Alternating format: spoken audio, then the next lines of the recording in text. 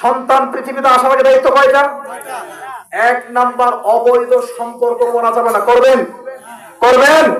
এই যুবকরা কি তোমরা কি বলো, করবা? দুই নাম্বার, অনুমতি ছাড়া বিবাহ করা যাবে না। হ্যাঁ, ছেলেদের জন্য অনুমতি লাগে না, ছেলেরা নিজেরা নিজেদের গার্ডিয়ান, ছেলেরা চাইলে আব্বা আম্মার পারমিশন ছাড়া বিয়ে করতে পারবে, কিন্তু মেয়ে কখনো পারবে না। তিন নাম্বার, যদি অনুমতি ছাড়া বিয়ে করে বিবাহ বাতিল। চার নাম্বার, 24টা গুণ দেখে মেয়ে বিয়ে করতে হবে। আজকে 17টা বললাম। 24টা গুণ দেখে মেয়ে বিয়ে করতে হবে। আজকে কয়টা বললাম? 17টা বললাম। এরপরে 5 নাম্বার হচ্ছে ইস্তেখারা করে আল্লাহর কাছে সাহায্য চেয়ে বিয়ে করতে হবে। 6 নাম্বার হচ্ছে সুন্নাহ মোতাবেক বিবাহ হতে হবে। 7 নাম্বার, মোহর আদায় করতে হবে।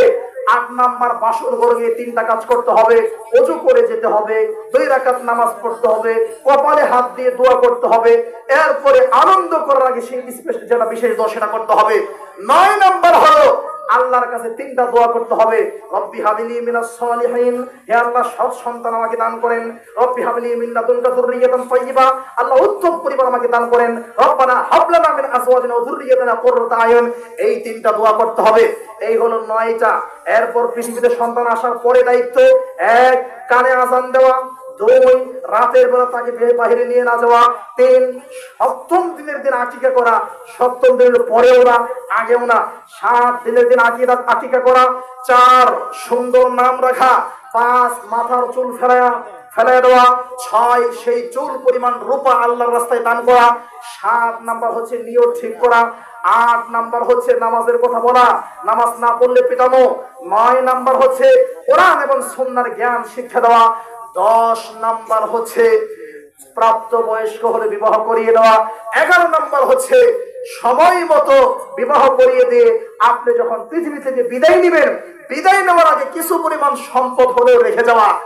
একটা পয়েন্ট বলে গেছি, এটা বলে শেষ করছি, সেটা হলো সন্তান আদর্শ বানাতে হলে মা সন্তানকে মায়ের বুকের দুধ পান করাতে হবে। কিসের দুধ? কথা বলেন, কিসের দুধ? এটা বলে গেছিলাম, এটা জরুরি বিষয়।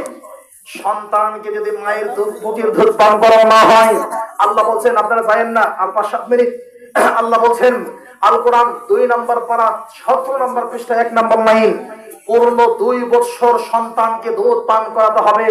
আল কোরআন পারা নম্বর 21 পৃষ্ঠা নম্বর 11 লাইন নম্বর 5-6 সূরা লুকমান 9 থেকে 11 নম্বর আয়াত। আল্লাহ বলছেন পূর্ণ 2 বছর সন্তানকে দুধ পান করাও। আল কোরআন পারা নম্বর 26 পৃষ্ঠা নম্বর 2 লাইন নম্বর 11-12 সূরা আহকাফ। আল্লাহ বলছেন 2 বছর সন্তানকে দুধ পান করাতে হবে। আল্লাহ বললেন 2 বছর দুধ পান করানোর জন্য আমরাও জানি there is no alternative option of the breast of mother for the children. There is no alternative option of the breast of mother for the children. একটা সন্তান সুসন্তান হওয়ার জন্য, শারীরিকভাবে সুস্থ থাকার জন্য, শারীরিকভাবে স্ট্রং থাকার জন্য, মেধা শক্তি ভালো থাকার জন্য অবশ্যই মাকে তার বুকের দুধ পান করাতে হবে। মা যখন নিজেকে স্মার্ট রাখার জন্য, মা যখন নিজেকে শক্তিশালী রাখার জন্য, মা যখন নিজের শরীরটা পোতায়া যাবে, ভেঙে যাবে, অনেক মহিলারা বলে স্তন বড় হয়ে যাবে, লজ্জার কিছু নাই, আমার সন্তান দুধ পান করবে, স্তন বড় হয়ে যাবে, শরীরটা ভেঙে যাবে না, 10টা সন্তান হবে, 10টারে গরুর দুধ খাওয়াবো, আর আমি গরুর মতো হয়ে থাকবো, আমি গরুর মতো হাতির মতো হয়ে মানুষকে দেখাবো। শোনেন, 10টা সন্তান না, এইরকম 100টা সন্তান জন্মগ্রহণ করায়া, জন্ম দিয়ে আপনার বুকের দুধ না পান করিয়ে গরুর দুধ পান করালে ওই সন্তান আপনার বৃদ্ধ বয়সে আপনার সাথে গরুর মতো আচরণ করবে। গরুর দুধ পান করিয়ে মানুষের আচরণের আশা করবেন না। সন্তানকে গরুর দুধ পান করিয়ে মানুষের আচরণ, উত্তম আচরণ, ভালো আচরণের আশা করবেন না। এই সন্তান ঐশীর মতো হবে, এই সন্তান ওই সন্তানের মতো হবে। এই তো মাসখানেক আগে আব্বা আম্মা দুজনকেই জবাই করেছে। তাহলে গরুর দুধ পান করে সন্তানকে গরু বানাবেন না, বুকের দুধ পান করে মায়ের প্রতি, মায়ের ভালোবাসার প্রতি আকৃষ্ট করেন। গরুর রচনা করিয়ে, গরুর শিক্ষা দিয়ে, গরুর শিক্ষায় শিক্ষিত করে, অশিক্ষিত করে, শিক্ষিত নামে অশিক্ষিত করে সন্তানকে পৃথিবীতে চালাবেন না।